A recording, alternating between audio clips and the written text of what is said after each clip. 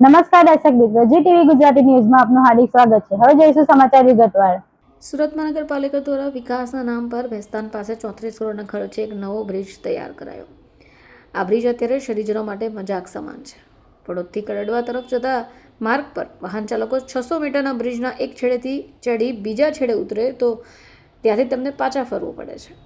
આની પાછળનું કારણ છે કે તંત્ર દ્વારા તૈયાર કરેલું બ્રિજનું ઉદ્ઘાટન થઈ ગયું, પરંતુ બ્રિજની સામે રેલવે લાઇન ક્રોસ કરતો કનેક્ટિંગ બ્રિજ હજી બન્યો જ નથી, જેને કારણે આ વાહન ચાલકો 600 મીટર બ્રિજ ક્રોસ કરે પછી અટવાઈ જાય। આ દ્રશ્ય જોઈ એવું લાગે કે જાણે બાળકો બગીચામાં લપસણી ખાવા દાદર પર ચડીને જાય, પરંતુ નીચે ઉતરી ફરી પાછા લપસણી ખાવા આવી જાય।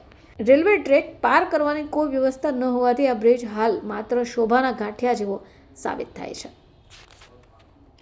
વર્ષ 2019માં જ્યારે આ પ્રોજેક્ટનો વર્ક ઓર્ડર અપાયો ત્યારે આશા હતી કે 2.5 વર્ષમાં કામ પૂર્ણ થશે, પરંતુ 7 વર્ષ થઈ ગયા છતાં કામગીરી પૂર્ણ નથી। 23 જાન્યુઆરીએ કેન્દ્રીય મંત્રી સી આર પાટીલ દ્વારા આ બ્રિજનું ઉદ્ઘાટન થયું હતું, પરંતુ સ્થાનિકો માટે આ માત્ર એક ફોટો ઓપોર્ચ્યુનિટી જેવું બની ગયું। બ્રિજ ઉતર્યા પછી તુરંત ડાયવર્ઝન આપી દેવાયું, જે દર્શાવે છે કે આયોજનોમાં કેટલીક મોટી ખામી છે। લોકો ઉમંગભેર બ્રિજ પર ચડે તો ખરા, પરંતુ અંતે રેલવે ટ્રેક જોઈ નિરાશ થઈ યુ-ટર્ન લઈ લે છે। તો શું માત્ર વાહવાહી મેળવવા આવા અધૂરા આયોજન સામે ઉદ્ઘાટન કરાઈ ગયું?